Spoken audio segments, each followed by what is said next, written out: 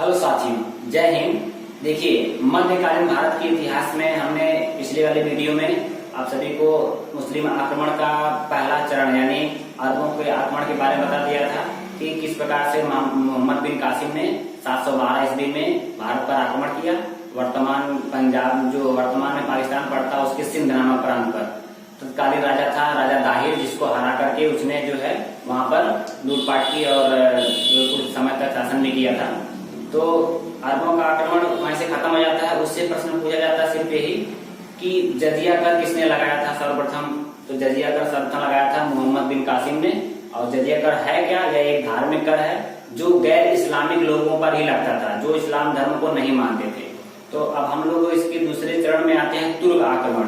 तो तुर्क आक्रमण में सबसे महत्वपूर्ण थे कौन कौन? महमूद गजनवी और मोहम्मद गौरी। तो महमूद गजनवी को पढ़ने से पहले हम गजनी वंश को पढ़ते हैं। सबसे पहले ये पड़ता कहाँ है? वर्तमान में ये अफगानिस्तान में है।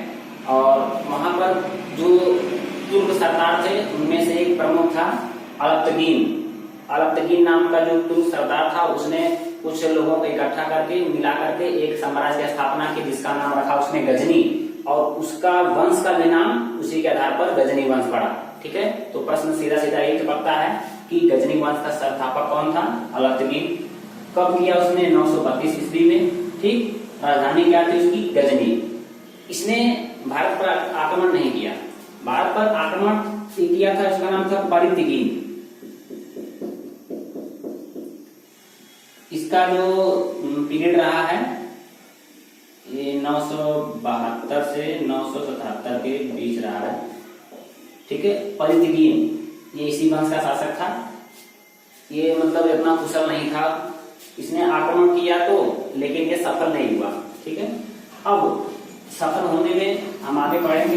तो अलप्तगीन की पुत्री, इसके ही एक गुलाम जिसका नाम था सुबुक्तगीन से प्रेम करती थी।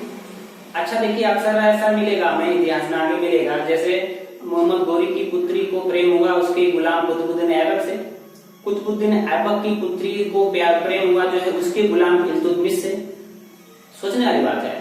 ऐसा इसलिए कि जो बादशाह हुआ करते थे, राजा हुआ करते थे, उनके करीब में कोई अन्य राजकुमार या कोई अन्य तो जा नहीं सकता था। कौन जाते थे? गुलाम, जो राजा के राजनी की हुजूरी करते थे। तो जाहिर सी बात है, जो करीब में रहेगा उन्हीं से अट्रैक्शन बढ़ेगा। तो अलप्तगीन की पुत्री थी, उसको जो है प्रेम हुआ किससे? सुबुक्तगीन से। उसका नाम था सुबुक्तगीन। तो सुबुक्तगीन कौन हुआ? अलप्तगीन का गुलाम था और उसका दामाद था। इसको हम लिख सकते हैं गुलाम व दामाद, दोनों कर सकते हैं। किसका था ये? अलप्तगीन का। ठीक है, तो सुबुक्तगीन जो है गुलाम और दामाद किसका था? अलप्तगीन का। तो इसने परितगीन से कहा, भैया ये हमारे ससुर जी का साम्राज्य है, अब आप इसमें से हट जाइए। यानी इसको यहाँ से बेदखल कर दिया परितगीन को, और खुद जो है गद्दी पर बैठ गया। कब? 977 ईस्वी में गजनी का शासक बना। 977 ईस्वी में इसने ज्यादा कुछ नहीं किया। इसने बस अपने ससुर के जो राज्य है उसी को मेंटेन करके आगे बढ़ा। ना तो इसने कभी आक्रमण किया, ना तो कोई लड़ाई लड़ी। ठीक, अब एक काम इसने ये किया कि एक पुत्र को जन्म दिया। सभी कर देते हैं, लेकिन इसका ऐसा पुत्र जो चाहे अपने नाम से चाहे बदनाम से इतिहास में अमर हो गया। तो इसी का पुत्र था, उसका नाम था महमूद गजनवी।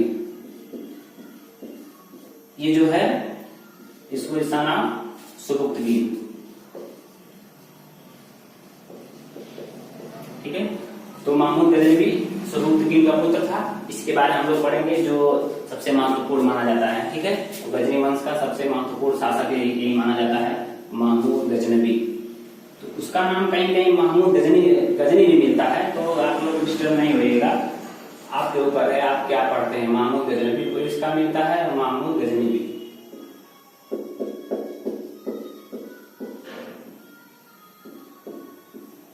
महमूद गजनवी, देखिए सबसे बड़ी बात ये है कि ये गद्दी पर बैठता है। कब? गद्दी पर बैठा 998 ईस्वी में। अच्छा, जब ये गद्दी पर बैठा तो एक प्रश्न और पूछा जाता है कि गद्दी पर बैठने से पूर्व ये कहाँ पर शासन करता था। वहां पे लिखा जाता है खुरासान का शासक था, खुरासान का शासक था। ठीक है, गद्दी पर बैठने से पूर्व खुरासान का शासक था। जब ये गद्दी पर बैठा ना तो इसने बहुत सारी बातें सुन रखी थी। अब कौन सी बातें? भारत में बहुत अत्यधिक संपदा है, धन दौलत है। ठीक है, भारत में बहुत अत्यधिक धन दौलत है। कैसे सुनते होंगे लोग? आप लोग देखिए, प्राचीन काल में मेगास्थनीज चंद्रगुप्त मौर्य के शासन काल में आया था, सेल्यूकस निकेटर। अब इसके पश्चात जो है और राजा थे, जैसे हम कह सकते हैं हेनसांग कब आया था? वर्धन के समय में आया था। तो इस समय जो लेखक हुआ करते थे, जो आने वाले राजदूत हुआ करते थे, जानते हैं जहां पहुंचे रवि वहां पहुंचे कवि। तो जो सच्चाई होती थी उससे और बढ़ा चढ़ा करके लिखते थे। भारत सोने की चिड़िया, भारत जो है बहुत अमीर देश है, भारत में खजाने हैं। अब इस सब बातों की सुन रखा था। जैसे ये गद्दी पर बैठा तो उसने सबसे पहला आक्रमण किया 1001 ईस्वी में। ठीक है, 1001 ईस्वी में इसने पहला आक्रमण किया। कहां पर? पंजाब, यानी पाकिस्तान वाला जो पंजाब राज्य है, पंजाब का जो शासक था शाही वंश, शाही वंश का शासक था जयपाल। जयपाल को पराजित करता है। ठीक है, 1001 ईस्वी में इसका पहला आक्रमण हुआ और पंजाब पर, जो वर्तमान में पाकिस्तान में पड़ता है, वहां पर शाही वंश था जयपाल। जयपाल को हरा देता है और वहां पर जो है लूटपाट करके फिर वापस चला जाता है। फिर इस प्रकार से कुल 17 बार आक्रमण करता है। कुल 17 बार आक्रमण करता है।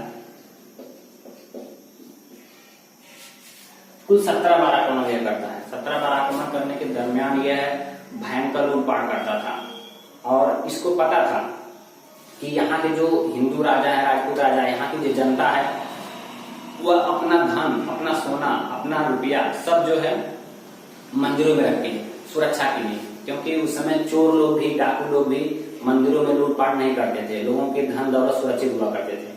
तो ये जो है मंदिरों को निशाना बनाता था। अच्छा, बहुत लोग कहते हैं कि इस्लाम धर्म के प्रचार प्रसार के लिए आया था, लेकिन ये गलत बात है। इस्लाम धर्म के प्रचार के लिए आता तो वह कोई ऐसे कार्य करता, धर्म परिवर्तन करवाता या कुछ और करवाता, इस्लाम धर्म का प्रचार करता, ऐसा कुछ नहीं था। यह सिर्फ मंदिरों को लूटने के लिए उसने मूर्ति तोड़ना शुरू किया, क्योंकि उसके भी सैनिक डरा करते थे, मूर्ति नहीं तोड़ते थे, मंदिर में नहीं घुसना चाहते थे।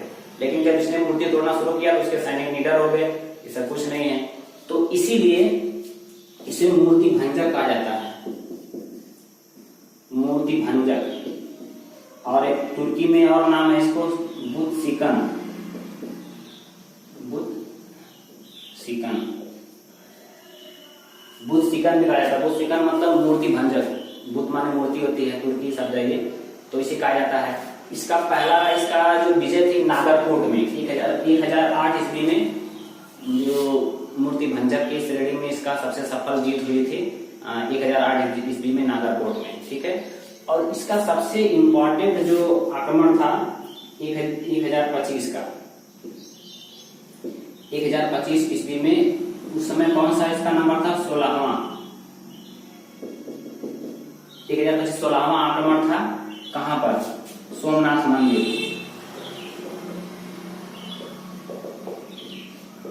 ठीक है, सोमनाथ मंदिर पर इसका आक्रमण जो है बहुत खतरनाक था, बहुत भयानक था। इसने पूरी तरह से जो है लूटपाट मचाई और लगभग 20 लाख दिनार लूट कर ले गया। कितना? 20 लाख दिनार लूटी इसने, दिनार की लूट की। उस मंदिर को बचाने के लिए अनहिलवाड़ के शासक आए, लेकिन उनको भी इसने पराजित कर दिया। अब ये लूट कर जब ले जा रहा था तो कैसे लेके जा रहा था? ऊंट लगे हुए थे, ऊंट पर लदा हुआ था। तो जब लूट कर लेके जा रहा था तो हरियाणा से पास में जाटों का इलाका पड़ता था। जाट लोग जो है उस समय जिसे शिवाजी की भांति छापामार युद्ध नीति अपनाते थे। तो जाट लोग जो है छापा मार करके कुछ पीछे से कुछ ऊंटों को लूट लिया, कुछ सोना चांदी लूट लिए। जैसे जब तक सैनिक इधर आते हैं उसको पूरे सैनिक इधर फैले हुए थे, बीच में ऊंट चल रहे थे, तो लूट करके फरार हो जाते थे सब। इधर जब सैनिक आते थे तो आगे लूट लेते थे। इस तरह से वे तब तक लूट मार करते रहे जब तक ये पूरा पंजाब को पार ना कर गए, यानी बहुत कुछ संपत्ति जो है जाटों ने उससे लूट ली। लेकिन वो रुके नहीं, क्योंकि अगर रुकते तो सारे संपत्ति से हाथ धोना पड़ता, क्योंकि वो छापामार युद्ध नीति अपना रहे थे। तो जब पंजाब पार कर गए तो जाटों ने फिर वापस आ गए। तो इनका जो 17वां आक्रमण था 1027 ईस्वी में, 1027 ईस्वी में इसका जो है 17वां आक्रमण हुआ जाटों के विरुद्ध, उसी का बदला लेने के लिए।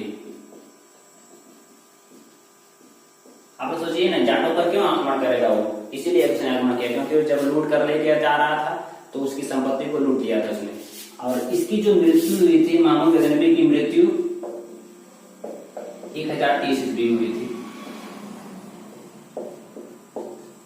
ठीक है, महमूद गजनवी की मृत्यु 1030 ईस्वी में हुई थी। तो हम लोगों को महमूद गजनवी का इतना ही पढ़ना है। ठीक है, अब देखिए कहा जाता है कि ये लोग लूट कर ले गए हमारे देश को, क्योंकि ये लोग लुटेरे थे, खाना बदोशी का जीवन जीते थे। इन लोगों के वहां पर भोजन उपलब्ध नहीं होता था। तो क्या कर्म का फल मिलता है, ऐसा लोगों को दिमाग में आता होगा। इतिहास पढ़ते समय आता होगा कि ये लोग इतना लूटपाट किए, हम लोग बड़ी श्रद्धा से पूजा पाठ करते हैं। हमारे भारत के लोग किसी भी धर्म को पूजा पाठ श्रद्धा से करते हैं, कर्म में विश्वास रखते हैं, सिखाया जाता है कि अच्छे कर्म करो उसका परिणाम अच्छा होगा। तो ये लोग जो लुटेरे थे, ये लोगों के साथ बुरा क्यों नहीं हुआ। आज देखिए, आप लोगों को पता होगा इस समय अफगानिस्तान का नामो निशान मिटा जा चुका है। इसमें उसका तालिबान जो है तालिबान उस पर आक्रमण करके उसको पूरी सत्ता को बेदखल कर दिया अफगानिस्तान की। क्या है अफगानिस्तान में, वहां की अर्थव्यवस्था कितने नंबर पर, वहां पर आतंकवादी कितने, जो जिसकी प्रवृत्ति रहेगी वही तो जन्म लेगा। लूटपाट वाली प्रवृत्ति है तो आतंकवादी ही पैदा करेगा ना। तो इसको से हमको बहुत सीख मिलती है इतिहास पढ़ने से, कि हमारे जो कह के गए हैं ऋषि मुनि महर्षि सब कह गए हैं कि कर्म अच्छे करोगे तो अच्छा परिणाम होगा। आम लगाओगे तो आम का फल मिलेगा, नीम लगाओगे तो नीम का फल मिलेगा। तो ये लोग क्या लुटेरे थे, तो लुटेरे हैं तो इसी कैटेगरी के लोग पैदा हुए, वहां पे आतंकवादी हुए। सबसे ज्यादा अशांति वाला क्षेत्र जो वही है पूरी दुनिया में। परिणाम का फल अवश्य मिलता है, ठीक है, कर्म का फल अवश्य मिलता है। तो महमूद गजनवी से संबंधित कुछ प्रश्न पूछे जाते हैं। जो बगदाद के खलीफा थे उनका नाम था अल आदिल बिल्लाह। अल आदिल बिल्लाह जो बगदाद के खलीफा थे। खलीफा क्या होता है, खलीफा इस्लाम धर्म का जो प्रमुख मुखिया, प्रमुख नेता, जो कहेगा वही सभी इस्लाम को मानने वाले करेंगे। तो इस्लाम का जो बगदाद खलीफा था अल आदिल बिल्लाह, इसने 2 उपाधि दी महमूद गजनवी को। एक दिया उसने यामीन उद दौला, यामीन उल मिल्ला, 2 जो है उपाधियां दी। और इसने महमूद गजनवी ने सर्वप्रथम सुल्तान की उपाधि प्राप्त की। ठीक है, तो आई होप कि आपको महमूद गजनवी से संबंधित जो भी प्रश्न थे आगे होंगे। जैसे कुछ और प्रश्न पूछ दिया जाता है कि इसके साथ कौन कौन से कवि आए थे, तो अल-बरूनी, फिरदौसी और उतबी, ये 3 बहुत प्रमुख हैं। उतबी, ये 3 बहुत प्रमुख हैं जो इसके दरबार में इसके साथ में आए थे। इसके साथ आने वाले कवियों में अल-बरूनी, फिरदौसी और उतबी थे।